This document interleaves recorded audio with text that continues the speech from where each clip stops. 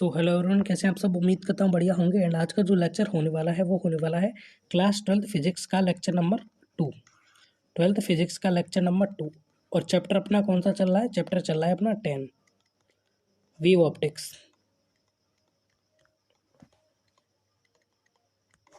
Okay, तो जितने भी बच्चे नए हैं उनको मैं बता देता हूँ, ये क्लास 12th फिजिक्स का चैप्टर नंबर 10 है और उसका लेक्चर नंबर 2 होने वाला है। लेक्चर नंबर 2 होने वाला है। ओके, तो अगर आपने लेक्चर नंबर 1 नहीं देखा है तो उसको देख लें, जिससे ये बेहतर तरीके से आपकी समझ में आएगा।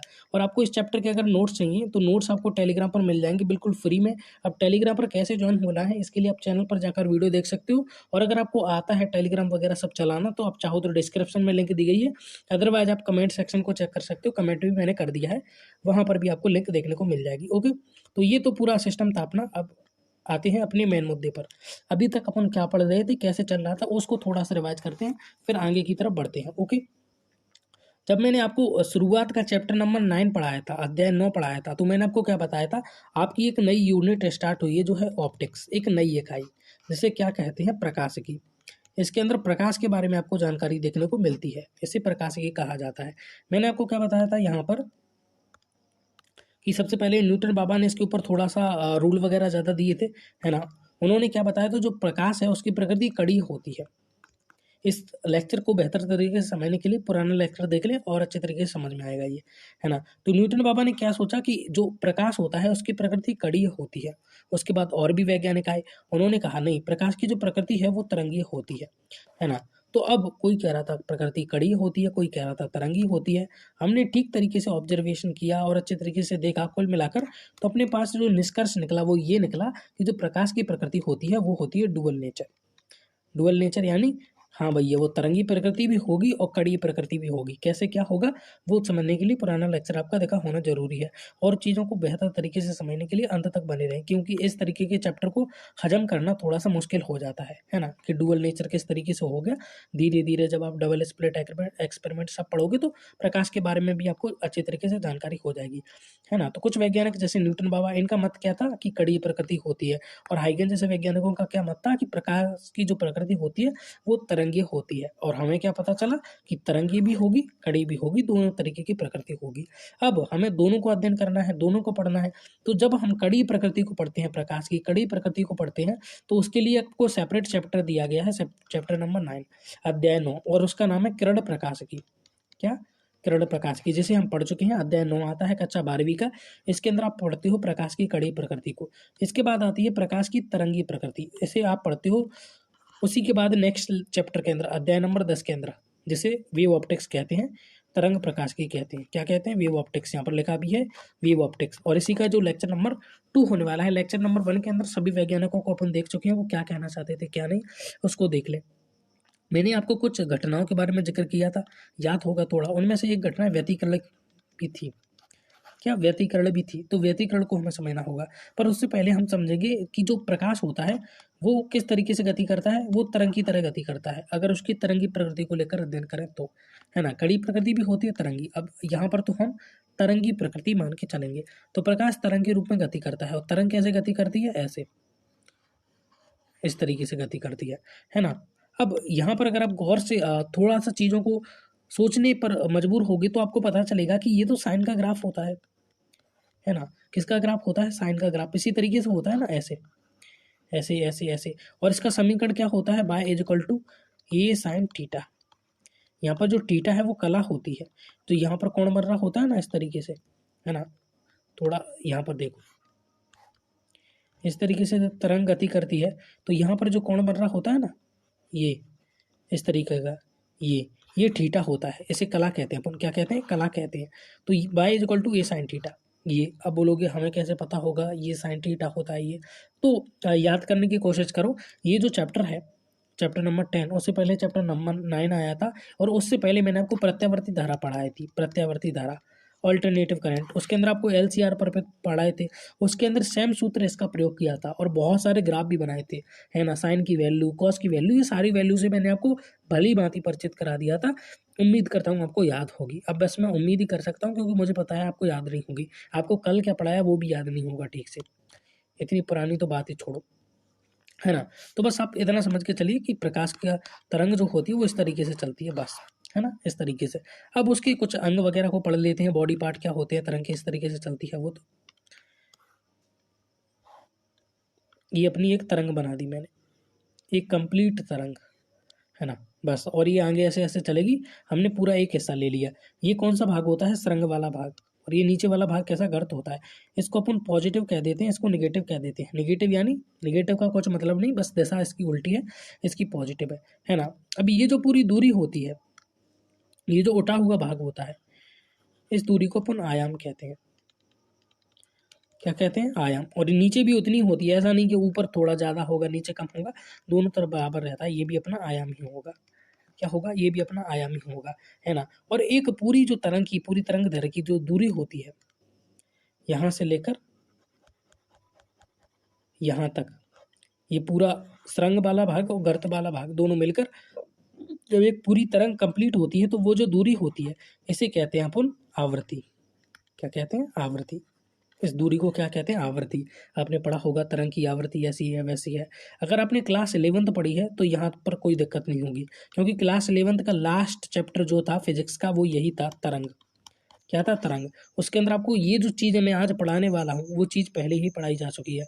उस चैप्टर के अंदर व्यतिकरण का पूरा टॉपिक है, और व्यतिकरण को आपको अच्छे तरीके से पढ़ाया भी जाता है। तो अगर आपने 11th पढ़ा है तो कोई दिक्कत नहीं आएगी। 12th में पढ़ रहे हो तो भी कोई खासा दिक्कत आने वाली नहीं है, बस थोड़ा सा ध्यान देना पड़ेगा, है ना। तो अब हम व्यतिकरण को समझने वाले हैं। व्यतिकरण की घटना क्या होती है, तब से लेकर बैठे हैं आपको देखते हैं। हमने एक इस तरीके से तरंग बनाई, पहले इसको कॉपी मारते हैं, है ना। एक ये इस तरीके से है और एक ये इस तरीके से है। अब एक्चुअली में है क्या बात, दो तरंग यहाँ पर मैंने बना दी और ये ऐसे ऐसे जा रही हैं, पूरी बनाने की जरूरत नहीं है, कन्फ्यूज होगी फालतू में। यहाँ से लेकर यहाँ तक की दूरी और यहाँ से लेकर यहाँ तक की दूरी दोनों की क्या है, समान है। दोनों की क्या है, समान है। तो इसका अर्थ क्या हुआ, अरे भैया, यहाँ से लेकर यहाँ तक की दूरी क्या कहलाती है, आवृत्ति कहलाती है। लिखा है कि नहीं, आवृत्ति कहलाती है। तो यहाँ से यहाँ तक क्या होगी, आवृत्ति। यहाँ से यहाँ तक क्या होगी, आवृत्ति। तो दोनों की क्या है, आवृत्ति लगभग समान है। आवृत्ति लगभग समान है, लेकिन ये जो है देखो ज़्यादा उठा हुआ है, जबकि ये तो थोड़ा सा ही उठा हुआ है ना। तो इसका जो आयाम है, इसका आयाम कम है। मान लीजिए A1 है, इसका आयाम ज़्यादा है यानी A2 है, यानी दोनों का जो आयाम है वो अलग अलग है। आयाम है जो अलग अलग है, आयाम भिन्न है। तो जब इस तरीके की दो तरंग होती हैं जिनकी आवृत्ति लगभग समान हो, लेकिन आयाम जो है थोड़ा सा अलग अलग हो, और ये जब आपस में मिलती हैं, आपस में अध्यारोपित होती हैं, जब इनका अध्यारोपण होता है, तो इसे अपन कहते हैं, इस घटना को अपन कहते हैं व्यतिकरण। हालांकि मैं इसको कल भी पढ़ा चुका हूँ, कल इमेज के थ्रू भी मैंने आपको समझाया था व्यतिकरण क्या होता है, इसीलिए कहता हूँ पुराने लेक्चर जरूरी होते हैं। तो इस घटना को अपन क्या कहते हैं, प्रकाश का व्यतिकरण कहते हैं। ओके, दो तरीके का होता है, संपोषी कंस्ट्रक्टिव और विनाशी डिस्ट्रक्टिव। और अच्छे तरीके से नोट्स आपको टेलीग्राम पर मिल ही जाएंगे, तो यहाँ पर तो हम कचूमर करेंगे, है ना, अपनी आदत है पुरानी। ओके, तो अब इस तरीके से दो तरंग मिलेंगी, तो या तो संपोषी व्यतिकरण होगा या विनाशी व्यतिकरण होगा। अब ये होता क्या है उसको समझ लेंगे। देखो, यहाँ पर मान लीजिए सूरज है या कोई भी अपना स्रोत है जो प्रकाश उत्पन्न कर रहा है, उसके पास में एक और स्रोत है, ये भी प्रकाश उत्पन्न कर रहा है। तो प्रकाश कैसे गति करता है, तरंग के फॉर्मेट में, ऐसे, है ना। ऊपर से देखोगे तो तरंग ऐसे ही दिखती है, ये तो उसका 2D डायग्राम होता है ना। इससे भी तरंग सेम उत्पन्न हो रही है। देखो, अब ये तरंग आपस में मिल गई, है ना। इस तरीके से ये जो तरंग है ये आपस में क्या हो गई, मिल गई। और जब ये इस तरीके से तरंग मिलती हैं और एक दूसरे पर अध्यारोपित होती हैं, इसी को तो क्या कहते हैं, व्यतिकरण। लेकिन इसके लिए कंडीशन क्या है, इन दोनों तरंगों की जो आवृत्ति है वो कैसी होनी चाहिए, समान है। अगर आवृत्ति समान नहीं होगी तो क्या मिलेंगे, नहीं भैया मिलेंगी, लेकिन वो घटनाएं अपनी व्यतिकरण के अंतर्गत नहीं आएगी, वो घटना दूसरी होगी और उसे दूसरे के अंदर पढ़ेंगे, फालतू में भी कंफ्यूजन क्रिएट नहीं करेंगे, है ना। व्यतिकरण की घटना के लिए आवृत्ति लगभग समान समान होना जरूरी है, वरना विस्पंद वगैरह हो जाएगा वो, है ना। तो अभी तो हम व्यतिकरण की बात कर रहे हैं, इनमें आवृत्ति लगभग समान हो, आयाम अलग अलग हो तो कोई दिक्कत नहीं है। अब बोलोगे इस तरीके से ऐसे कैसे तरंग चल रही है, ये तो 2D डायग्राम होता है, वास्तविकता में ऐसे ही चलती है। जैसे पानी है, उसके ऊपर अगर आप पत्थर वत्थर डाल दो तो इसके चारों तरफ ऐसे क्रिएट होने लगती हैं, ऐसे। वही मैंने यहाँ पर बनाई है, ऐसे, है ना। इस घटना को व्यतिकरण कहते हैं। अब व्यतिकरण दो तरीके का होता है, मैंने आपको बताया, संपोषी और विनाशी।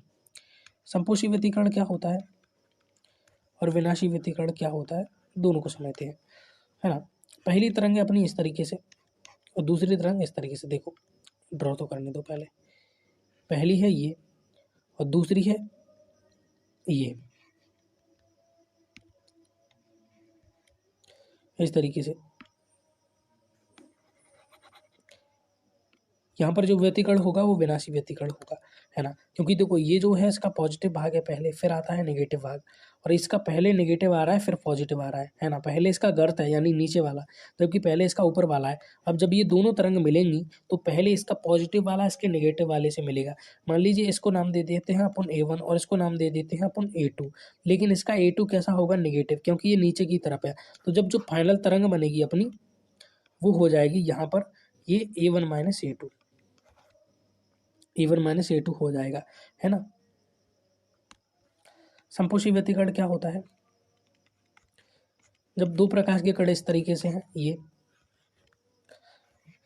पॉजिटिव वाला भाग, ये नेगेटिव वाला भाग, ये पॉजिटिव वाला भाग, ये नेगेटिव वाला भाग, जब ये दोनों मिलते हैं तो जो फाइनल तरंग बढ़ती है, तो उसको मान लीजिए A1 बोल देता हूँ मैं और इसको मैं A2 बोल देता हूँ। तो जो फाइनल तरंग बनेगी उसका जो आयाम होगा वो उल्टा हुआ होगा। क्यों? क्योंकि वो A1 और A2 दोनों के टोटल योग के बराबर होगा अगर संपोषी व्यतिकरण है तो संपोषी व्यतिकरण में किस प्रकार की प्रकाश की कण मिलती है, दोनों एक जैसे होते हैं, यानी दोनों का जो आयाम होता है वो पहले उल्टा हुआ होता है, प्लस प्लस होता है ना, एक दूसरे के विपरीत नहीं होता। अगर ऐसा है तो ये विनाशी होगा और अगर नहीं है तो ये संपोषी होगा। तो संपोषी में जो फाइनल आयाम मिलता है अपने को, जैसे A1 और A2, ये दोनों से बड़ा होता है, A1 से भी बड़ा होगा, A2 से भी बड़ा होगा, इन दोनों के आयाम से। क्यों? क्योंकि ये दोनों का टोटल होता है, जबकि यहाँ पर ये दोनों से छोटा होगा, इससे भी छोटा होगा, इससे भी छोटा होगा। क्यों? क्योंकि ये A1 में से A2 को घटाने पर प्राप्त हुआ है, यानी दोनों में आपस को घटाने पर प्राप्त हुआ है। कैसे? थोड़ा सा समझते हैं विनाशी व्यतिकरण को और फिर इधर संपोषी व्यतिकरण को भी समझ लेंगे। संपोषी विनाशी, ये जो आयाम है ये मान लीजिए 2 है इसका, और ये जो आयाम है ये जो है मान लीजिए इसका 3 है ना। ये मान लीजिए 2 है और ये मान लीजिए 3 है, और यहाँ पर एक फाइनल तरंग बनी और यहाँ पर भी एक फाइनल तरंग बनी। तो समझने वाली बात यहाँ पर क्या है, इसका जो आयाम है वो कितना है, यहाँ पर 2 है, तो जो फाइनल, और इसका आयाम कितना है, इसका आयाम 3 है ना। तो जो फाइनल आयाम बनेगा वो होगा 2, और देखो ये 3, ये 3 इसको नहीं लेंगे क्योंकि ये जो पहला वाला है इससे ये वाला जुड़ेगा, है ना। काहे?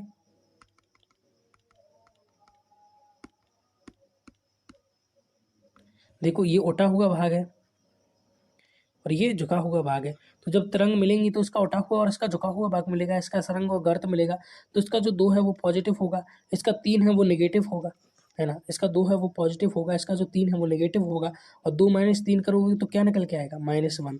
यानी जो फाइनल आपकी वो बनेगी, तरंग बनेगी, वो कुछ इस तरीके की होगी, ऐसे। और ये कितना रहेगा, -1। माइनस है इसीलिए नीचे बनाया है, क्या है, -1 है इसीलिए नीचे बनाया है।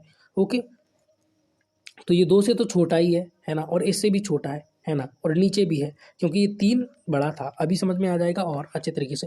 वैसे इतना समझ में आ गया होगा, वैसे मैं जानता हूँ आप इतने टैलेंटेड तो हो, बिल्कुल भी नालायक नहीं हो, हालांकि मैं बोलता हूँ इतने तो नहीं।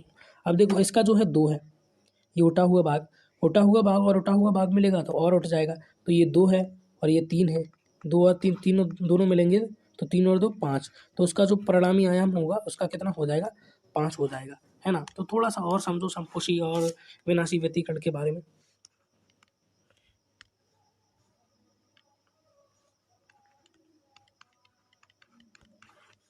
है ना। जैसे ये आयाम है, इसका आयाम है, इसका आयाम 1 है, इसका आयाम 1 है, तो दोनों का जो परिणामी मिलेगा वो कितना होगा, 2 होगा संपोषी के केस में। अगर विनाशी का केस बना दें यहीं पर तो ऐसे, और इसका जो है ये गर्त है, ये अपना 5 है और ये अपना 3 ही है, दूसरी तरंग का आयाम 3 है, इस वाली का 5 है, तो 5, और इसमें से ये 3 इसका आयाम क्या होगा, माइनस होगा, तो 5 में से 3 गए तो 2, तो जो परिणामी जो परिणामी अपने पास तरंग आएगी उसका आयाम होगा 2, ऊपर की ओर होगा। ऊपर की ओर क्यों? क्योंकि ऊपर वाले का आयाम ज़्यादा था, जिस तरंग पहले टकराई थी वो। उम्मीद करता हूँ समझ में आ गया होगा, नहीं आया तो लेक्चर को रिवाइंड करके देख लेना, साधारण सी बात है, सबकी समझ में आ जाती है। अब ऐसा ही क्यों होता है कि दोनों का आयाम ऐसे जुड़ता क्यों है, उसके लिए आपको समझना होगा किसको, सूत्र के द्वारा।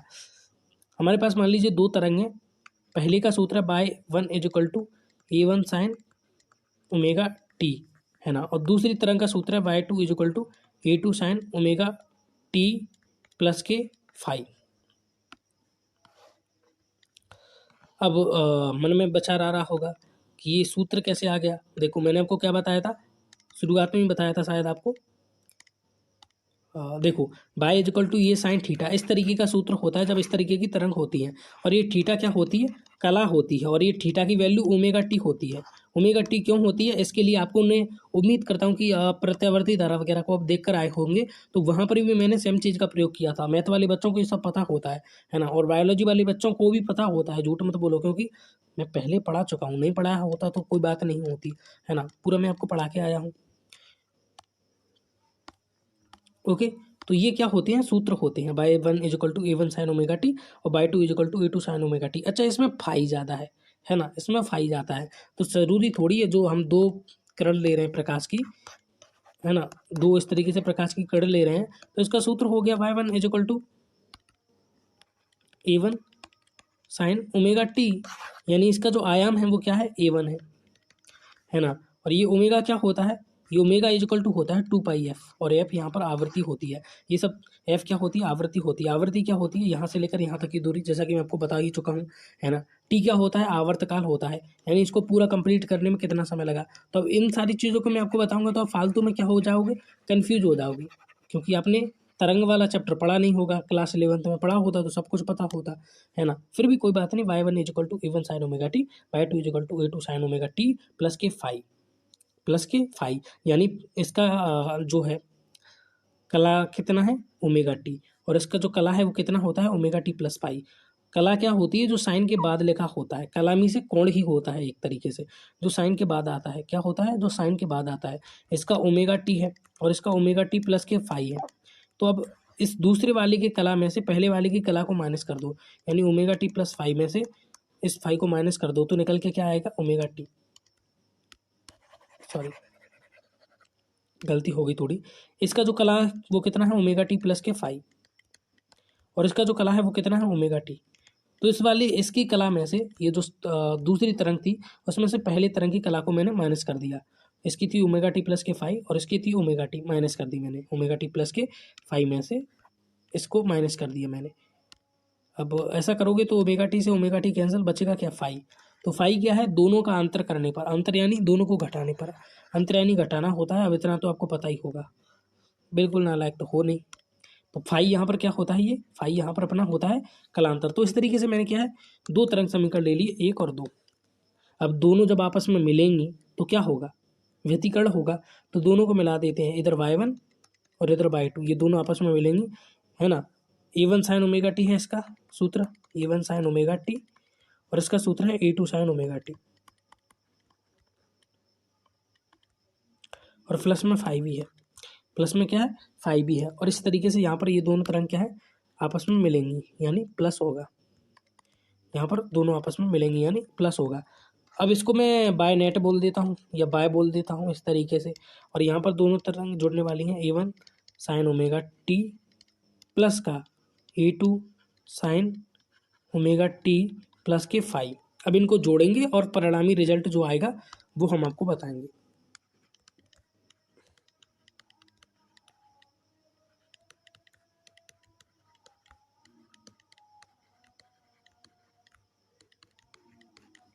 इस तरीके से, okay, let's solve this. Y equal to यहाँ पर क्या है, A1 साइन ओमेगा टी, अब यहाँ पर क्या है, A2, अब देखते चलो, A2 यहाँ पर क्या है, साइन,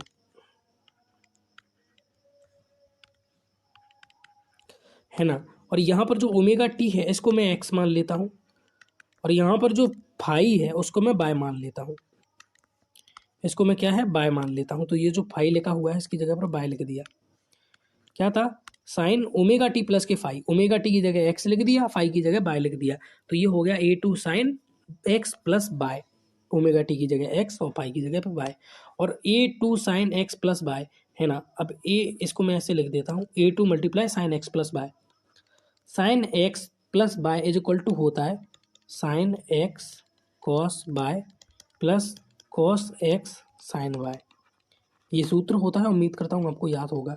बराबर क्या होगा, A two sine x cos bye plus A two का मल्टीप्लाई इसमें करोगे तो A two cos x sine Y. दोबारा देखो यहाँ पर क्या था, ये ए टू था, इसका multiply sine X plus bye में है ना, देख लो ये ए टू है, इसका multiply sign omega T plus के फाइव में, तो सूत्र क्या होता है, प्लस लगा है तो plus A two multiply by कितने में है, साइन ओमेगा टी प्लस के फाइव में मल्टीप्लाई हो रहा है, ए टू का इसमें मल्टीप्लाई हो रहा है साइन ओमेगा टी प्लस के फाइव में। और जब इस तरीके से दो चीज़ें इसके थीटा में प्लस में लिखी होती हो तो उसका सूत्र कैसे लगता है, sine omega T cos, cos के साथ आएगा फाइव प्लस के, अब कॉस के साथ आएगा omega T plus, sorry plus नहीं आता यहाँ पर, साइन के साथ आएगा फाइव। अगर ओमेगा टी को एक्स मान लो, फाइव को बाय मान लो, तो साइन एक्स प्लस बाय का क्या होगा, sine x cos bye plus cos x sine y है ना। एक्स की जगह पर मैंने क्या रख दिया, ओमेगा टी, और बाय की जगह पर क्या रख दिया मैंने, फाइव, एक्स की जगह पर आ गया ओमेगा टी, फाइव बाय की जगह पर आ गया फाइव। देख लो sine x cos Y cos x sine Y, sine x cos Y cos x sine Y, X की जगह पर ओमेगा टी, बाय की जगह पर फाइव है ना। तो sine omega T plus phi is equal to ये होगा। उम्मीद करता हूँ आपको बेसिक सा मैथमेटिक्स तो आता ही होगा। ए वन साइन, ये ओमेगा टी है, ए टू का मल्टीप्लाई इसमें किया तो A two sine omega T cos phi plus के ए टू का मल्टीप्लाई इसमें किया तो A two cos omega T sine phi. Okay, तो ये अपने पास क्या निकल के आ गया, अभी तक ये अपने पास पूरा मटेरियल अभी तक का निकल के आया है, और डेरिवेट करेंगे इसको। बराबर क्या है यहाँ पर, even sign omega T, sine omega T. अच्छा इसके पास में देखो ए टू साइन ओमेगा टी है, A two sine omega T है, लेकिन इसके साथ तो कॉस फाइव भी है, चलो होने दो कोई दिक्कत नहीं, plus A two cos omega T sine phi, a two cos omega T sine phi. अब देखो ये दोनों चच्चा की शक्ल सेम है, sine omega T sine omega t दोनों की सेम है, तो दोनों को अपन क्या कर लेते हैं, कॉमन ले लेते हैं, तो साइन ओमेगा टी दोनों में बाहर निकल के आ गया ये, तो बचा क्या यहाँ पर। अब देखो इस वाले में से साइन ओमेगा टी बाहर आ गया, तो बाहर कितना बचा, ए वन, ए वन प्लस लगा है प्लस, इसमें से साइन ओमेगा टी बाहर निकल के आ गया, तो बचा क्या, ए टू। अकेला ए टू नहीं बचा, इसके साथ साथ कॉस फाइव भी था, तो कॉस फाइव भी अपना बच गया। बचा क्या इधर, प्लस के A two cos omega T sine phi. अब मन में प्रश्न नहीं उठ रहा कि इसमें से कॉमन क्यों नहीं लिया, इसमें साइन फाइव है जबकि कॉमन साइन ओमेगा टी लिया है, ओमेगा टी है ही नहीं तो कहाँ से ले कॉमन फिर। अब साइन, अब हम करने वाले हैं एक जुगाड़। हम यहाँ पर आपको जो दिख रहा है A one A two cos phi, पहले एक चीज़ और कर देते हैं यहाँ पर, ये जो cos omega T sine phi है इसको अपन ऐसे लिख देते हैं, sine phi cos omega t. आपको कोई दिक्कत तो नहीं है, हमें तो है नहीं, क्योंकि कॉस ओमेगा टी बाद में लिख दिया, साइन फाइव पहले लिख दिया, क्या ही फर्क पड़ता है उससे, है ना। अब देखो हमने क्या किया, ये वाला जो हिस्सा था ये, इसको हमने मान लिया आर, थोड़ा गर्दन में दर्द हो रहा है, कॉस थीटा, और ये वाला जो हिस्सा था इसमें जो ए टू साइन वाला हिस्सा है इसको मान लिया R sine theta, A two sine phi को हमने आर साइन थीटा मान लिया, और A one plus A two cos phi को हमने आर कॉस थीटा मान लिया। क्यों माना है, इससे हमारी इक्वेशन बहुत ही आसान हो जाएगी और हमें करने भी कोई भी समस्या नहीं होगी। कैसे, बाय इजिकल टू, यहाँ पर है sine omega T, sorry sine omega T, ये A one plus A two cos pi था, इसकी जगह पर हमने लिख दिया आर कॉस थीटा। हम मान के यही चल रहे हैं, ए टू साइन फाई था, आर साइन थीटा लिख दिया, हम मान के यही चल रहे हैं। इंटू में क्या है cos omega t. Okay, y is equal to, देखो यहाँ पर है साइन ओमेगा टी और यहाँ पर है कॉस ओमेगा टी, यहाँ पर है कॉस थीटा और यहाँ पर है साइन थीटा, यानी एक दूसरे के विपरीत लग रहे हैं। तो क्या करें, देखो दोनों में आर है, दोनों में ही आर है, दोनों में से आर कॉमन ले लो। अब देखो इधर क्या बच रहा है, sine omega T cos theta, cos theta plus इधर लग रहा है कॉस ओमेगा टी और साइन थीटा,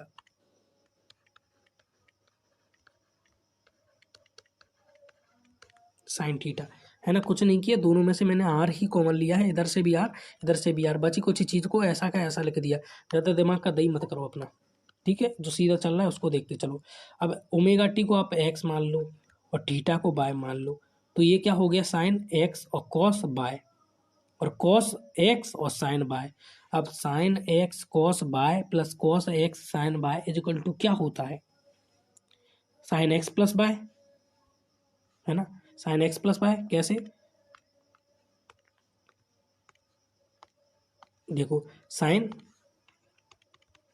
यहाँ पर कितना है ओमेगा टी, ओमेगा टी को आप एक्स मान लो, ठीक है, कॉस थीटा, थीटा को आप बाय मान लो, प्लस में क्या है कॉस, कॉस के साथ कितना है ओमेगा टी, ओमेगा टी को तो एक्स माना है ना, एक्स, हाँ, साइन, साइन के साथ इतना कितना है फाई, फाई को बाय मान लो, तो sine x cos bye plus cos x sine y is equal to होता है साइन एक्स प्लस बाय। कहाँ, देखो ये मैंने शुरू में ही आपको बताया था, शुरू में जब किया था साइन एक्स प्लस वाई बराबर sine x cos Y cos x sine Y, तो sine x cos Y cos x sine Y बराबर साइन एक्स प्लस वाई बराबर साइन एक्स प्लस वाई, शुरुआत में ही किया था, याद होगा तो, है ना। Sine omega T plus phi, omega t को एक्स माना था, फाई को बाय माना था, है ना, तो sine omega T plus phi क्या हो गया, sine omega T cos phi, फिर कॉस ओमेगा टी और साइन फाई। ठीक इसी तरीके से यहाँ पर sine omega T cos theta, cos omega T sine theta, इसको लिख देंगे अपन क्या, साइन ओमेगा टी प्लस के थीटा। यहाँ तक आपको कोई भी दिक्कत नहीं होनी चाहिए, क्योंकि ये सब बेसिक सा मैथमेटिक्स चलता आ रहा है। अब यहाँ पर साइन ओमेगा टी प्लस के थीटा हो गया, कोई दिक्कत नहीं है।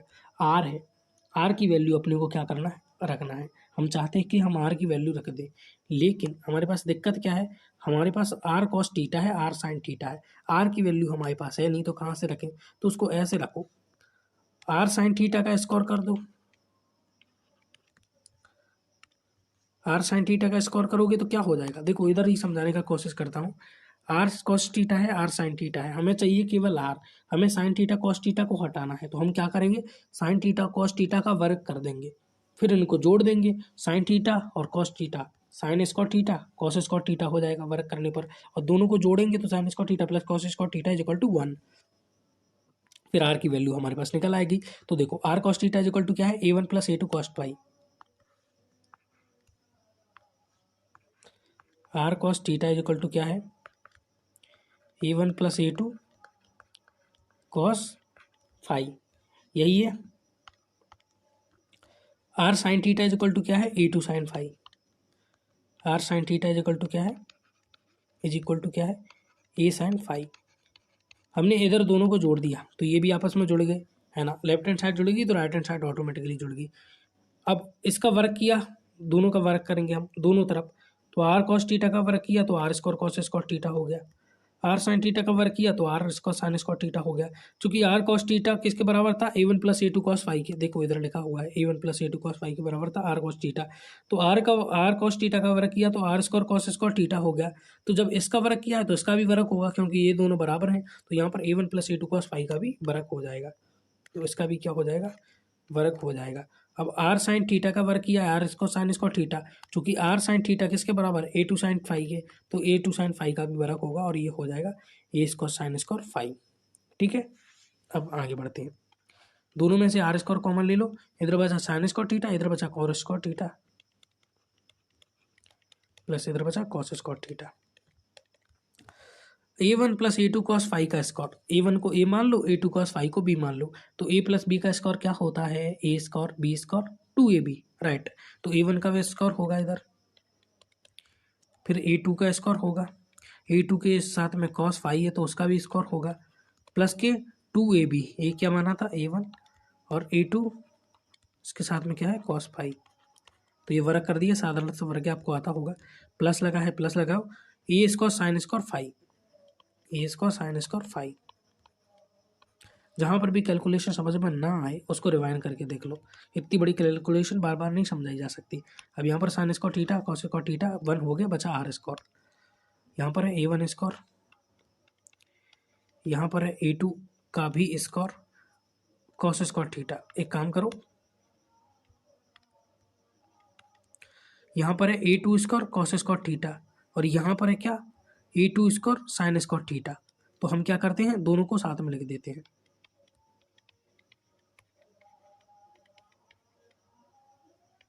ये A2 है, एग्जैक्टली यहाँ पर थीटा नहीं है, पाई है। थीटा तो हमने आर के साथ माना था, इधर तो फाई था सब में, है ना, थीटा की आदत है ना, इसीलिए। प्लस में क्या है 2A1 A2 कॉस फाई। हमने कुछ नहीं किया, थोड़ा सा काम किया है, इनको और इनको साथ में लिख दिया कुछ इस तरीके से। देख लो दिक्कत हो तो।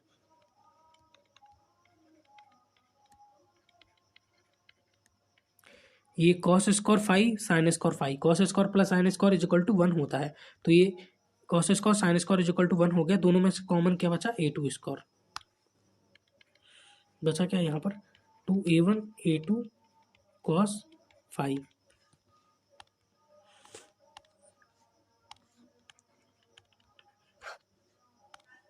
ये जो स्क्वायर है इसको इधर पहुंचा दिया तो अंडर रूट में कन्वर्ट हो गया। और इधर क्या था, A1 square plus A2 square plus 2A1 A2 cos phi.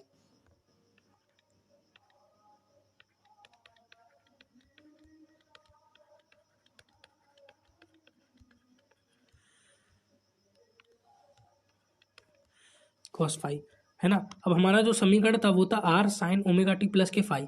तो आर की जगह पर हमारे पास क्या निकल के आ गया, अंडर रूट के A1 का स्क्वायर प्लस A2 का square plus 2A1 A2 cos phi. Cos phi ही था, देख लो कॉस फाई। और सॉरी बराबर नहीं, मल्टीप्लाई में क्या है साइन ओमेगा टी प्लस के फाई। अब ये किसका है, ये बाय क्या है, परिणामी तरंग। जब दो तरंगें आपस में अध्यारोपित हो गई थी तो अध्यारोपण के बाद जो तरंग बनी थी, दोनों की इनके अध्यारोपण के बाद जो नई तरंग बनी थी वो थी बाय 1 प्लस बाय 2 करने पर बाय, है ना। तो अब मैंने क्या बताया कि जो नई तरंग बनी है ये उसका समीकरण होगा फिर, है ना, ये उसका समीकरण होगा। और समीकरण में जो साइन के आगे जो संख्या लिखी होती है वो उस तरंग का आयाम होता है। तो sine omega T plus phi है, तो ये ओमेगा टी प्लस फाई क्या हो गई, उस नई तरंग की कला हो गई, है ना। थीटा है ओमेगा टी प्लस के थीटा, ये नई तरंग की कला हो गई। और इससे पहले ये क्या लिखा हुआ है, आर है। इससे पहले ये क्या लिखा हुआ है, आर है। तो ये आर क्या है, आर अब आयाम हो गया, जो नई तरंग है उसका आयाम हो गया। अब जो नई तरंग बनी है वो विनाशी व्यतिकरण भी हो सकती है, समपोषी व्यतिकरण भी हो सकती है। विनाशी भी हो सकती है, समपोषी भी हो सकती है। विनाशी में क्या होगा, वो अगर न्यूनतम और संपोषी में क्या होगा अगर वो अधिकतम है ना। विनाशी कब होगी, न्यूनतम कितनी हो सकती है, और संपोषी क्या होगी, वो अधिकतम कितनी हो सकती है। तो अब ये A1 square plus A2 square plus 2A1 A2 cos phi,